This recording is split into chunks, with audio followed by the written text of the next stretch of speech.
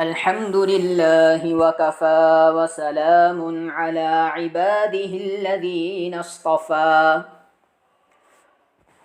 أما بعد فأعوذ بالله من الشيطان الرجيم بسم الله الرحمن الرحيم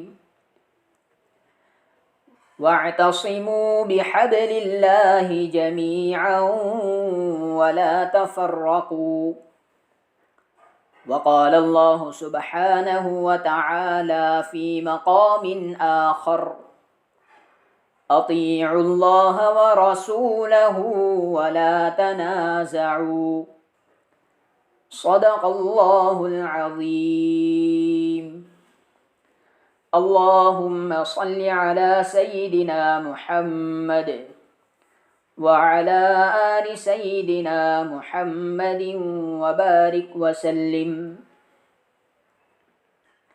برادران اسلام، بزرگان عظام، پچھلی چند مرتبہ سے اتحاد و اتفاق اور ایکتا سے متعلق گفتگو جاری ہے۔ پچھلی مرتبہ آپ حضرات کی خدمت میں یہ بات پیش کی گئی تھی کہ آخر اتحاد و اتفاق اور ایکتا کیسے قائم ہو سکتی ہے، ایکتا اور اتحاد کیسے وجود میں آ سکتا ہے۔ اس کا جواب یہ دیا گیا تھا کہ جب تک ہم تین چیزیں جان نہ لیں، سمجھ نہ لیں، ان پر عمل کرنا شروع نہ کر دیں، اس وقت تک اتحاد و اتفاق صحیح معنی میں قائم نہیں ہو سکتا۔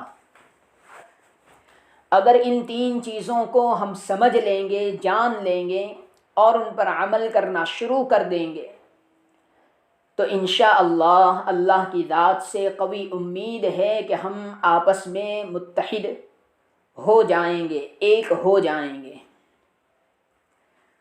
وہ تین چیزیں کیا ہیں؟ پہلی چیز یہ ہے کہ اتحاد کا مرکز کیا ہونا چاہیے، مرکز اتحاد کیا ہو، انگریزی میں کہیے الائنس سینٹر کیا ہو، جوڑان کیندرا کیا ہو۔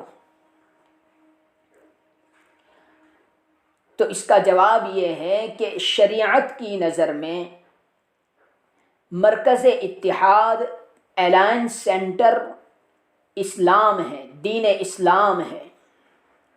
ان الدین عند اللہ الاسلام، دین اللہ کے نزدیک دین اسلام ہی معتبر ہیں۔ تو ہم مسلمانوں کے لیے متحد اور متفق ہونے کا مرکز جو ہے وہ شریعت نے بیان کر دیا، وہ ہے دین اسلام۔ دلیل کیا ہے؟ قرآن کریم میں اللہ رب العزت نے ارشاد فرمایا اطیعوا اللہ ورسولہ ولا تنازعوا، اطاعت کرو تم اللہ کی اور اس کے رسول کی اور آپس میں جھگڑا نہ کرو۔ ایک اور آیت میں ارشاد ہے وَاعْتَصِمُوا بِحَبْلِ اللَّهِ جَمِيعًا وَلَا تَفَرَّقُوا، اللہ کی رسی کو مضبوطی سے تھام لو اور فرقہ بازی اختیار نہ کرو۔ اللہ کی رسی کو مضبوطی سے تھام لو۔ کیا ہے اللہ کی رسی؟ اللہ کی رسی ہے قرآن کریم، اللہ کی رسی ہے دین اسلام۔ تو تم دین اسلام کو مضبوطی سے تھام لو اور فرقہ بازی اختیار نہ کرو۔ تو ان دونوں آیت کریمہ میں آپ غور فرمائیں کہ اختلاف اور فرقہ بازی نہ کرنے کا حکم جو ہے، اس کی بنیاد اور اس کی بنا، اس کا بیز اللہ کی رسی کو مضبوطی سے تھامنا ہے۔ آپس میں جھگڑا نہ کرنے کا حکم ہے، اور اس کی بنیاد اللہ اور اس کے رسول کی اطاعت ہے۔ گویا اختلافات سے بچنے کے لیے، فرقہ بازی سے بچنے کے لیے، لڑائی جھگڑے کو ختم کرنے کے لیے یہ ضروری ہے کہ آپ اللہ کی رسی کو یعنی قرآن کریم کو، دین اسلام کو مضبوطی سے تھام لو، اللہ اور اس کے رسول صلی اللہ علیہ وسلم کی اطاعت کرنا شروع کر دو۔ اب یہ اتحاد اور اتفاق سے پہلے آپ یہ بھی سمجھ لیجئے کہ جب بھی کبھی آپس میں ناچاقی اور نا اتفاقی ہوتی ہے، آپس میں رنجش ہوتی ہے، تو وہ صرف ایک انسان سے نہیں ہوتی، بلکہ اس کے لیے دو چیزوں کا ہونا ضروری ہے، چاہے دو انسان ہو، دو فریق ہو، دو گروہ ہو، دو ملک ہو یا دو قومیں ہوں، اختلاف کے لیے دو چیزوں کا ہونا ضروری ہے۔ اسی لیے کہا جاتا ہے کہ تالی ایک ہاتھ سے نہیں بجتی، تالی دو ہاتھوں سے بجتی ہے۔ ایک ہاتھ سے اس طرح بھی آواز آ سکتی ہے، لیکن اس کو تالی نہیں کہا جاتا، اس کو چپٹی کہا جاتا ہے۔ یا کوئی اس طرح بجائے تو یہ تالی نہیں ہے۔ تو تالی دو ہاتھوں سے بجتی ہے، یہ بات صحیح ہے، لیکن تالی بجنے کی کیفیت بھی الگ الگ ہوتی ہے۔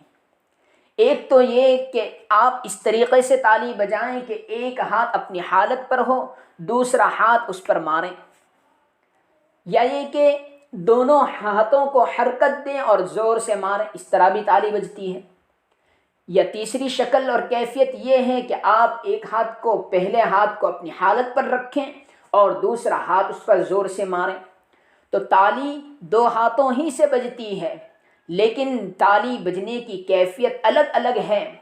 اسی طریقے سے آپ اس مثال کو سمجھ لیجئے کہ دین اسلام پر فرما برداری کرنے والے اگر ہم سب کے سب فرما بردار ہو جائیں، دین اسلام کو مضبوطی سے تھام لیں، تو آپس میں ناچاقی اور نا اتفاقی ہو ہی نہیں سکتی، ہو نہیں سکتی، کیونکہ سب کے سب اسلام کی فرما برداری کر رہے ہیں، سب کے سب حق پر ہیں۔ اختلاف اسی جگہ ہوتا ہے جہاں دو میں سے کوئی ایک ناحق ہو، جس نے اللہ اور رسول کی فرما برداری نہ کی ہو، اسی وقت آپس میں اختلاف ہوتا ہے۔ مثال کے طور پر دو انسانوں کا جھگڑا ہوا، تو جھگڑے کے لیے دو لوگوں کا ہونا ضروری ہے، صرف ایک سے جھگڑا نہیں ہوتا۔ کبھی آپ نے سنا کہ زید نے جھگڑا کیا، اپنے آپ ہی سے جھگڑا کیا، زید نے فساد مچایا اور اپنے آپ ہی سے جھگڑا کیا، فساد مچایا؟ نہیں، اس لیے کہ جھگڑے اور نا اتفاقی کے لیے دو کا ہونا ضروری ہے۔ اب آپ یہ دیکھیں، جب بھی کبھی ایسا موقع پیش آ جائے، خدا نخواستہ دو لوگوں میں جھگڑا ہو، دو قوموں میں یا دو خاندانوں میں، تو آپ یہ دیکھیں کہ کون اسلام کی فرما برداری کر رہا ہے، کون اسلام کے حکم پر عمل کر رہا ہے۔ ضرور بھی ضرور یا تو یہ ہوگا کہ ایک انسان اسلام کا حکم پر عمل کر رہا ہے، دوسرا عمل نہیں کر رہا ہے، تو آپس میں اختلاف ہو جاتا ہے، یا یہ کہ دونوں کے دونوں اسلام کے حکم پر عمل نہیں کر رہے ہیں اور دونوں ناحق ہیں، باطل پر ہیں، اور دونوں آپس میں اختلاف کر رہے ہیں، یا یہ کہ دوسرا انسان حق پر ہے، اسلام کے حکم پر عمل کر رہا ہے، لیکن پہلا نہیں کر رہا ہے، جس کی وجہ سے آپس میں اختلاف ہو گیا۔ تو یہ جو اختلاف رونما ہوتا ہے، اختلاف پیش آتا ہے، وہ اسی وجہ سے ہے کہ یا تو کسی ایک نے یا یہ کہ دونوں نے اسلامی حکم پر عمل نہ کیا ہو۔ تو حقیقت میں اختلاف کے وجود میں آنے کی وجہ ہی یہی ہے کہ اسلامی حکم پر، اسلام پر ایک نے عمل نہیں کیا یا یہ کہ دونوں نے عمل نہ کیا۔ تو عمل نہ کرنا یہ موجب اختلاف ہے، اختلاف کا سبب ہے۔ اس کو دور کرنے کے لیے ہمارے لیے ضروری ہے کہ جب کبھی بھی ایسا موقع پیش آ جائے تو ہم یہ دیکھیں کہ ان دونوں میں سے کون اسلام کے حکم پر عمل کر رہا ہے۔ جو عمل کر رہا ہے آپ اس کا ساتھ دیجئے اور دوسرے کو سمجھائیے کہ آپ بھی اللہ رسول کی فرما برداری پر آ جائیں۔ ہمارا حال یہ ہے کہ ہم بغیر کسی چیز کو سمجھے ہوئے، حق اور باطل میں امتیاز اور فرق کیے ہوئے، نسل پرستی کی وجہ سے یا ایک زبان کی وجہ سے یا ایک خاندان کی وجہ سے، تعصب کی وجہ سے کسی بھی ایک فرقے کو، فریق کو ہم ساتھ دے دیتے ہیں، حمایت کر بیٹھتے ہیں، اور یہ نہیں دیکھتے کہ جس کی ہم حمایت کر رہے ہیں، طرفداری کر رہے ہیں، جو حمایت یافتہ ہے، وہ حق پر ہے بھی یا نہیں۔ اس لیے جب کبھی بھی ایسا موقع پیش آئے تو ہمیں ان دو چیزوں کو دیکھنا ضروری ہے۔ سب سے پہلی چیز یہ کہ ان دونوں میں سے کون حق پر ہے اور کون ناحق ہے، اور پھر جب اس بات کا پتہ چل جائے تو ہمیں اس انسان کو اور اس گروہ کو اور اس فریق کو سمجھانا چاہیے جو ناحق ہے۔ جو حق والا ہے وہ تو حق پر ہے ہی، اسے سمجھانے کی ضرورت نہیں کہ اختلاف مت کرو۔ اختلاف تو در حقیقت اس دوسرے گروہ نے کیا ہے جو حکم الہی پر عمل نہیں کر رہا ہے، اسلام کے حکم پر عمل نہیں کر رہا ہے، تو سمجھانے کی ضرورت اسے ہے کہ آپ اللہ رسول کی فرما برداری کیجئے۔ جب وہ بات مان لے گا، حق بات پر عمل کر لے گا، تو دونوں گروہ، دونوں فریق حق پر ہو جائیں گے۔ اب دونوں میں آپس میں اختلاف نہیں ہو سکتا، وہ باہم متحد ہو جائیں گے۔